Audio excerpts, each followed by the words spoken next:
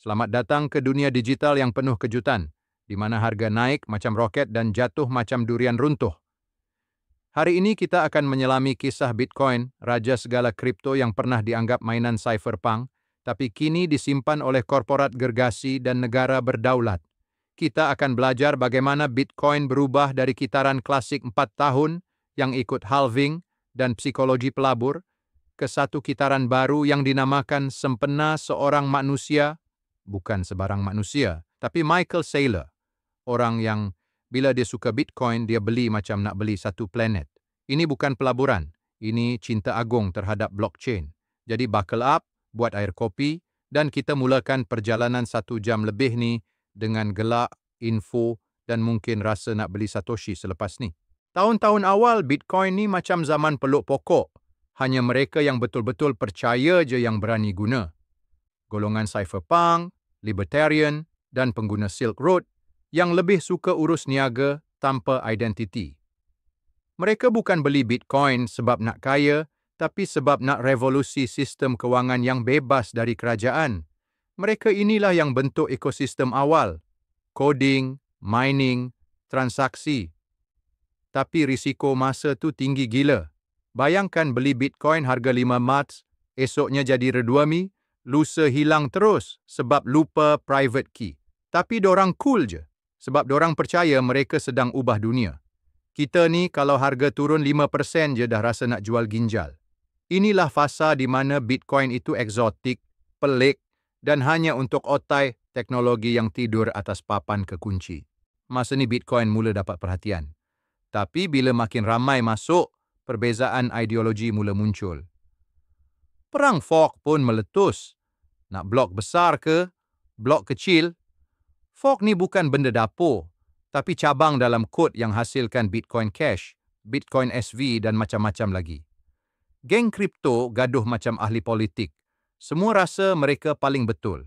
Tapi dalam kekecohan tu, harga naik. Daripada harga bawah $200, terus naik ke beribu-ribu. Retail trader mula masuk. YouTuber kripto mula lahir. Ada yang betul-betul pandai. Ada juga yang modal cuma baju hitam dan muka serius. Tapi semuanya membantu sebarkan gospel Bitcoin. Orang mula belajar istilah baru, HODL, FOMO, RECT. Dan siapa survive fasa ni, dia tahu. Kripto bukan untuk yang lemah mental. Tiba masa Bitcoin jadi serius. Tesla beli, MicroStrategy beli. PayPal mula buka pintu. Masa ni Bitcoin mula nampak macam aset sebenar, bukan lagi permainan budak IT. Korporat masuk, harga mencanak. Media pun seronok buat tajuk clickbait. Bitcoin mencecah paras tertinggi sepanjang zaman. Saylor pula jadi hero baru.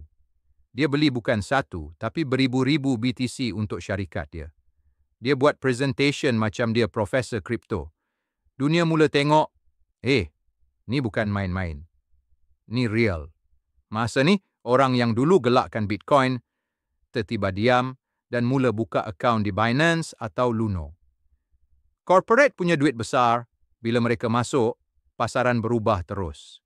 Gelombang merah ni bukan sebab kempen politik. Ini gelombang institusi dan negara masuk beli Bitcoin. ETF Bitcoin diluluskan. Wall Street dah tak boleh tolak lagi. Semua mula allocate 1% tu dalam Bitcoin, kononnya untuk diversifikasi aset. Padahal nak untung cepat juga. Harga mula naik macam orang kena loteri. $69,000 jadi $277,000. Dan analis mula ramal sampai 1.2 juta.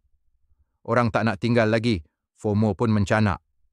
Yang dulu skeptik sekarang cari hardware wallet.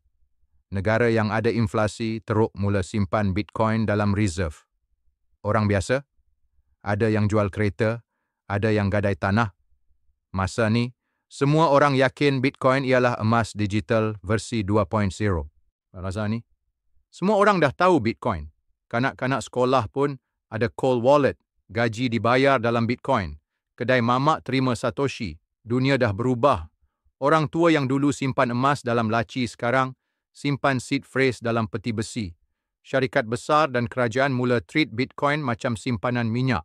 Negara buat strategi simpan Bitcoin untuk 100 tahun. Harga pula dah cecah juta-juta. Yang beli masa 2012 senyum sambil goyang kaki Mungkin dah buka resort di Bali guna keuntungan BTC. Bitcoin dah jadi sebahagian daripada sistem ekonomi, bukan pesaing tapi rakan kongsi. Sekarang Bitcoin dah tua, tapi bukan tua lemah, tua berkarisma. Harga tak lagi naik mendadak atau jatuh gila. Volatility berkurang. Orang tak panik bila jatuh 30% sebab tahu naik balik nanti. Institusi dah tahu macam mana nak guna derivatif, lindung nilai. Bitcoin mula menyesuaikan diri dengan ekonomi global. Tak ada lagi pump sebab tweet selebriti. Semua lebih matang, profesional dan stabil. Kalau dulu Bitcoin macam remaja rebel, sekarang dia CEO yang bijak pandai dan disegani dunia. Ramalan kata, kalau semuanya ikut plan, Bitcoin boleh capai 10 juta dalam 10-20 tahun. Tapi ini bukan janji manis. Ini berdasarkan matematik penawaran dan permintaan. Yang sabar dan tak panik bila market merah mungkin akan menuai hasil. Tapi kena ingat, reward besar datang dengan kesabaran besar. Tak boleh expect naik 100x dalam seminggu. Ini marathon bukan sprint. Dan dalam marathon ni, siapa kekal disiplin dan terus belajar, dialah pemenang sebenar. Bitcoin bukan magic, ia tetap ada risiko. Kalau beli waktu FOMO dan jual waktu takut, memang confirm rugi. Jadi pengurusan risiko amat penting. Elakkan leverage gila-gila. Jangan beli pakai duit pinjaman atau duit belanja anak. Rancang pelaburan macam kita rancang perkahwinan, panjang, teliti dan penuh kesedaran. Sebab dalam dunia Bitcoin, yang rugi bukan yang miskin, tapi yang tamak dan gopoh. Jadi bijak, tenang dan jangan lupa simpan seed phrase di tempat selamat. Skrip ini bukan nasihat kewangan. Kalau lepas tengok video ni anda beli Bitcoin masa harga puncak dan esoknya jatuh, tolong jangan salahkan saya, salahkan FOMO sendiri. Sentiasa buat kajian dan jangan ambil nasihat pelaburan daripada orang yang pakai baju tidur masa rekod video. Terima kasih.